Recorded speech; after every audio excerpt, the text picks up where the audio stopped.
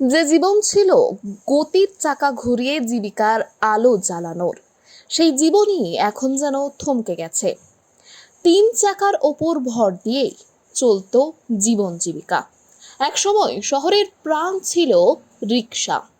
রিক্সার ঘন্টার টুংটুং শব্দে কেঁপে উঠত শহরের গলিপথ, ফুটপাত ও বড় রাস্তা সহ চৌরাস্তার মোড়। কিন্তু প্রযুক্তির দৌড়ে ও ই রিক্সা ও অ্যাপ ভিত্তিক যানবাহনের আগমনে হারিয়ে যাচ্ছে রিক্সার ঐতিহ্য।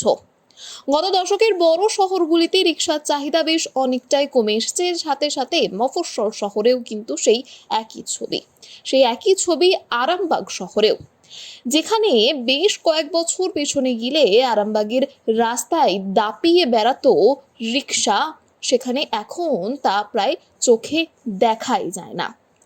আয়ের অনিশ্চয়তায় দিন কাটাচ্ছে এখন রিক্সা চালকেরা এই বিষয়ে জানাচ্ছেন 50 বছর বয়সী অভিজ্ঞ একজন রিক্সা চালক। তিনি জানাচ্ছেন, বছর কয়েক আগে ফিরে গেলেও বেশ ভালো আয় হতো। বর্তমানে অন্যান্য যানবাহনের দৌরাত্ম্যের জন্য তাদের আয় আগের থেকে অনেকটাই কমেছে। আগে দিন চলার মতো আয় হয়ে যেত, কিন্তু এখন সেই দিন চালাতে নাজেহাল অবস্থা হচ্ছে তাদের। টোটো বা অন্যান্য আধুনিক যানবাহন কেনার সামর্থ্য তাদের নেই, তাই এই রিকশায় আজও ভরসা।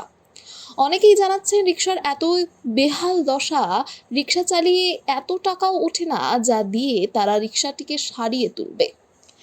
ছেলে মেয়েদের পড়াশোনা এবং দৈনন্দিন জীবনের খরচা চালাতে তাদেরকে রীতিমতো নাজেহাল এবং অসহায় পরিস্থিতি হতে হচ্ছে। রিকশা কেবল একটি বাহন নয়, এটি আমাদের সংস্কৃতির একটি অংশ। এই ঐতিহ্যকে টিকিয়ে রাখতে স্থানীয় প্রশাসন ও সামাজিক সংগঠনগুলিকেও এগিয়ে আসতে হবে। রিকশা চালকদের প্রশিক্ষণ দিয়ে ই রিকশা চালানোর সুযোগ তৈরি করা এবং তাদের অর্থনৈতিক সাহায্য প্রদান করা অত্যন্ত জরুরি। এই অবস্থায় দাঁড়িয়ে রিকশা চালকরাও কিন্তু সেটাই চাইছেন। রিকশার চাকার সঙ্গে বাঁধা আছে অনেক স্বপ্ন, অনেক আশা। সময় এসেছে এবার সেই স্বপ্নগুলোকেই আবার বাঁচিয়ে রাখার প্রচেষ্টা করার। এই বিষয়ে রিকশা চালকেরা কি জানালেন, দেখুন বিস্তারিত 24 আওয়ার্স আরামবাগের রিপোর্ট।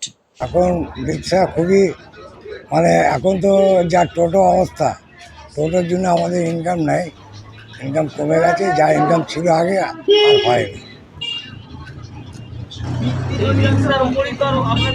আমার এই রিক্সার উপরে নির্ভর। কীভাবে? আর টোটো তো কেনার ক্ষমতা নাই যে টোটো কিনবে, তার জন্য রিক্সায় বাধ্যই চালাচ্ছে। মোটামুটি সব তো টোটোই চলে যাচ্ছে। হ্যাঁ, অসুবিধা হয় সংসার চালাতে। আমার ছেলে মেয়ে বউ সবই আছে, সংসার চালাতে এখন খুবই অসুবিধা। কতদিন এই রিক্সা চালাচ্ছেন? আমি 50 বছর চালাচ্ছি। 50 বছরের মধ্যে এখন এই অবস্থায় আছেন, কি বলবেন? আমি কলকাতাও রিক্সা চালিয়েছি এই রিক্সায়, আর এখানে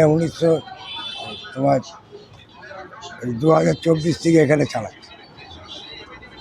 রিক্সা চলে না, আর রিক্সা চলে না, বাজারের অবস্থা খারাপ। রিক্সা কেন? টোটোর উপর নেমে সব সারা করে দিয়ে আমাদের অবস্থা খারাপ হয়ে গেছে। তার জন্য এই জমফাম আমাদের যে বেশি অশান্তি করছে, আমাদেরকে রিক্সা অশান্তি করছে আর রাস্তা বাজার লোক এই জন্য অশান্তি করছে। জাম করলে লেগেছে, ওরা জাম করছে, ওরা আমাদের রিক্সা দিকে জাম আমাদের অশান্তি করছে। টোটোর জন্য জাম করছে।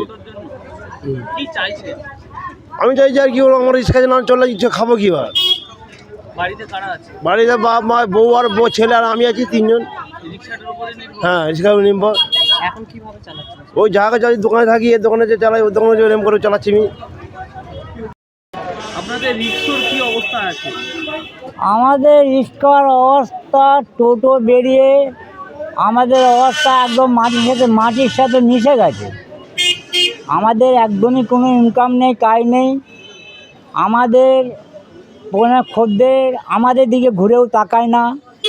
হ্যাঁ, আমাদেরকে কোনো মতেই রাখে না। খদ্দের সবসময় টোটোর জন্য দাঁড়িয়ে থাকে ঘন্টা পর ঘন্টা। হ্যাঁ, তবু সে আমি কম ভাড়া নিলেও যদি বলি টোটো ভাড়ায় নেবো, তবু সে আমার গাড়িতে যাবে না।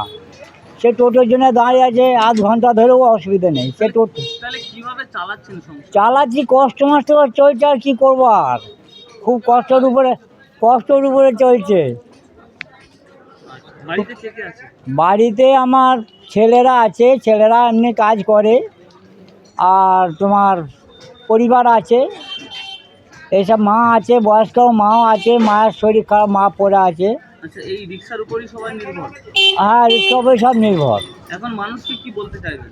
কি বলবো, বলার কিছু নেই। এখন আমাদের তো কাজ কাম নেই, এবার মানুষ কি আর চাপবে বললি আমাদের গাড়িতে? চাপা তো উচিত, ভেবে চিন্তে তো সবাই কি ঘরে পয়সাটা যেন চালিয়ে পায়, এই গরিব মানুষের যেন দু পয়সা পায়, এভাবে তো হ্যাঁ অন্তকে খদ্দেরে সেটা আপনার চিন্তা করা উচিত যে আমরা যেন দু পয়সা পাই। সন্তানের পরে মন বসছে না, প্রচুর পরিশ্রম করেও আপনি আশানুরূপ পারিশ্রমিক পাচ্ছেন না, যার ফলে আর্থিক সংকট আপনার জীবনে দুঃখ এবং চাপের ছায়া ফেলেছে। দিনার ভারে জর্জরিত স্বামী স্ত্রীর মধ্যে প্রতিনিয়ত ভুল বোঝাবুঝি বেড়েই চলেছে।